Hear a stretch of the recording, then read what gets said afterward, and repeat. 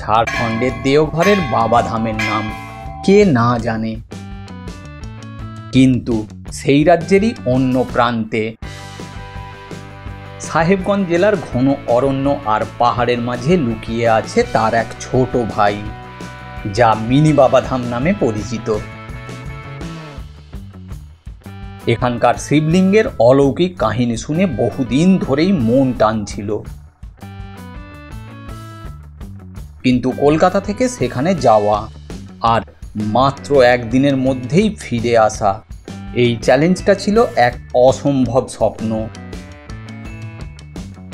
তবুও সেই স্বপ্নকে সত্যি করার অদম্য ইচ্ছে নিয়েই শনিবার রাতে শুরু হয়েছিল আমার এই অন্যরকম তীর্থযাত্রা।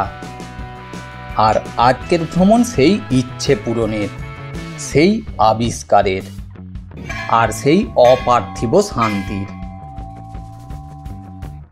এই ভিডিওতে থাকছে কিভাবে একদিনেই শিবগাড়িধাম ঘোরা সম্ভব, শিবগাড়িধাম পৌঁছানোর সেরা এবং কম খরচের মাধ্যমের কথা, কোথায় খাওয়া দাওয়া করা যাবে এবং এখানে থাকতে চাইলে কোথায় থাকবেন, এছাড়াও এই ট্যুরের যাবতীয় গুরুত্বপূর্ণ তথ্য। তাহলে চলুন দেরি না করে শুরু করা যাক।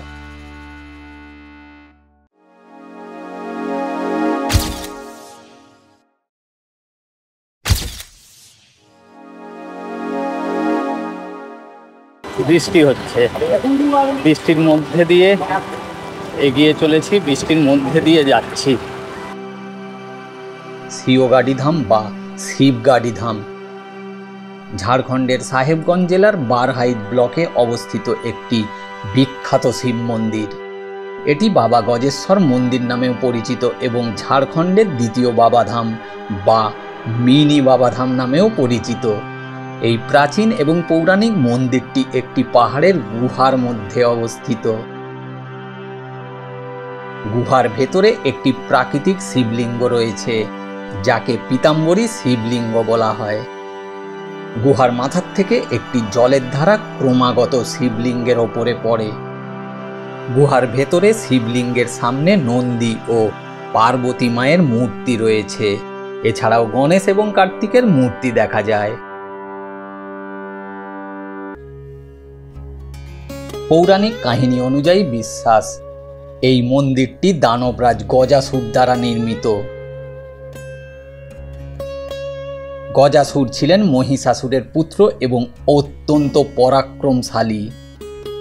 তিনি তাঁর পিতার মৃত্যুর প্রতিশোধ নিতে এবং অসীম ক্ষমতা লাভের জন্য ভগবান শিবের কঠোর তপস্যা শুরু করেন। একদা শিব গজাসুরের তপস্যায় তুষ্ট হয়ে বর দিতে সম্মত হন। গজাসুর প্রার্থনা করেন যে শিব যেন তাঁর পাকস্থলীতে বাস করেন। ভক্তের এমন অদ্ভুত প্রার্থনায় খুশি হয়ে শিব গজাসুরের পেটের ভেতরে আশ্রয় নেয়। এদিকে দেবী পার্বতী শিবকে না পেয়ে দিক বিদিক খুঁজতে থাকেন এবং ভগবান বিষ্ণুর সহায়তা নেন। বিষ্ণু তখন কৌশল অবলম্বন করেন। তিনি নন্দীকে একটি নর্তক ষাঁড়ে পরিণত করেন এবং নিজে একজন বাঁশিওয়ালার ছদ্মবেশে গজাসুরের সামনে আবির্ভূত হন। বিষ্ণুর বাঁশির সুরে মুগ্ধ হয়ে গজাসুর তাকে বর চাইতে বলেন। বিষ্ণু তার কাছে গজাসুরের পেটে বন্দী শিবের মুক্তি প্রার্থনা করেন। মুক্তির পর প্রিয় দেবতার করুণ অবস্থা দেখে গজাসুর অনুতপ্ত হন। মৃত্যুর আগে গজাসুর শিবের কাছে একটি শেষ বর চান। তিনি প্রার্থনা করেন যে তার মাথাটি যেন পূজা পায়। মন্দির থেকে পাহাড়ের আরো ওপরে উঠছি। এই পথ চলে গেছে পাহাড়ের ঠিক ওপরে। মোট 365টি সিঁড়ি। নন্দী যেখানে গজাসুরের সামনে নৃত্য করেছিল, এখনো এই জায়গায় নন্দীর পায়ের ছাপ বর্তমান। যেমন সুন্দর জায়গা, তেমন মনে ভক্তি এলো। কিছুটা পাহাড়ে উঠতেই নিচের দৃশ্য অদ্ভুত সুন্দর। যদিও বৃষ্টি হচ্ছে, কিছুটা ধোঁয়াটে, কিছুটা ফগ হয়ে গেছে, তারপরেও অদ্ভুত সুন্দর লাগছে।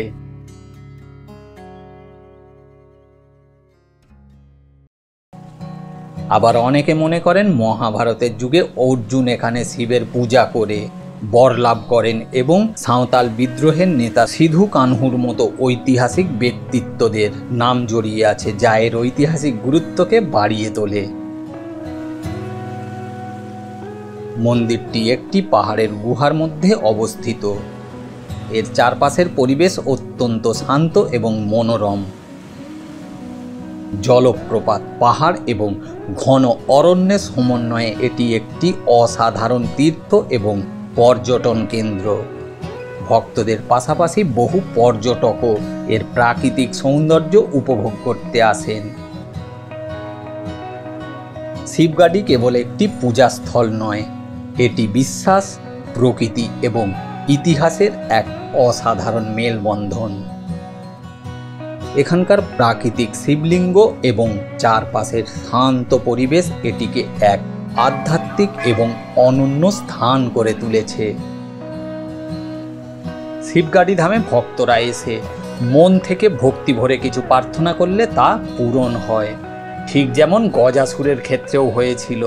তাই এখানে প্রচুর ভক্তের সমাগম হয়ে থাকে। কলকাতা থেকে শিবগাড়ি ধাম পৌঁছানোর জন্য পৌঁছাতে হবে বারহারোয়া জংশন রেল স্টেশনে। স্টেশনের বাইরে থেকে শিবগাড়ি ধামের জন্য অটো পাওয়া যায়। দূরত্ব 26 কিলোমিটার আর ভাড়া পড়ে 50 টাকা। ডাইরেক্ট অটো পেয়ে গেলে খুব ভালো, না হলে অটোতে করে বারহেড পৌঁছাতে হবে। সেই এখন বারহেডের অটোতে বসে আছি।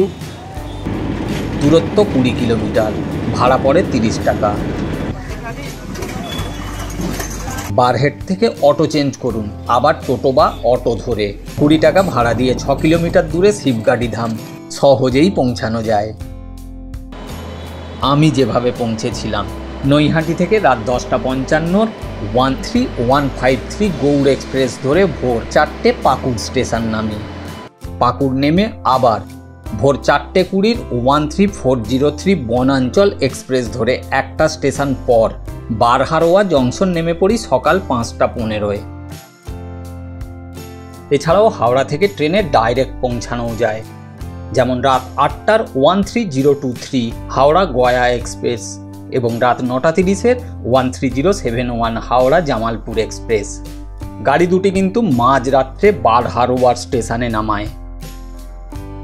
স্টেশনের ফার্স্ট ক্লাস ওয়েটিং রুমে গিয়ে একটু ফ্রেশ হয়ে বেরিয়ে পড়ি শিবগাড়ি ধামের পথে। শিবগাড়ি ধাম ঘুরে বিকাল 3:38 63064 তিন পাহাড় বর্ধমান মেমু ধরে 5:30 রামপুরহাট নেমে কলকাতার ট্রেন ধরে রাতে বাড়ি ফিরে যাই। এইখানেই আমি এখন ফ্রেশ হয়ে নিলাম, স্নান করে নিলাম, চেঞ্জ করে নিলাম। শিবগাড়ি ধামের কাছাকাছি থাকা এবং খাওয়ার জন্য খুব ভালো মানের সেরম কোনো হোটেলের ব্যবস্থা নেই, তবে শিবগাড়ি ধামের পাশেই থাকার জন্য সাধারণ মানের একটি ধর্মশালা আছে এবং খাওয়ার জন্য 2-1টা সাধারণ মানের দোকান আছে। এছাড়া বারহারোয়া রেল স্টেশনের কাছে 2টি ডিলাক্স মানের হোটেল আছে, সেখানে মোটামুটি স্ট্যান্ডার্ড থাকা এবং খাওয়ার ব্যবস্থা আছে। ভিডিওটি শেষ পর্যন্ত দেখার জন্য এবং আমার এই ছোট্ট যাত্রার সঙ্গী হওয়ার জন্য আপনাদের অসংখ্য ধন্যবাদ। আপনাদের সমর্থন আমাকে আরও নতুন নতুন জায়গায় যাওয়ার প্রেরণা যোগায়। ভিডিও ভালো লাগলে লাইক এবং শেয়ার করবেন আর হাইপ করবেন, কিন্তু আপনার মূল্যবান মতামত কমেন্টে জানাতে ভুলবেন না। আবার ফিরছি নতুন কোনো ঠিকানার সন্ধান নিয়ে। সবাই ভালো থাকুন, সুস্থ থাকুন, ঘুরতে থাকুন এবং জীবনকে উপভোগ করুন। Thank you.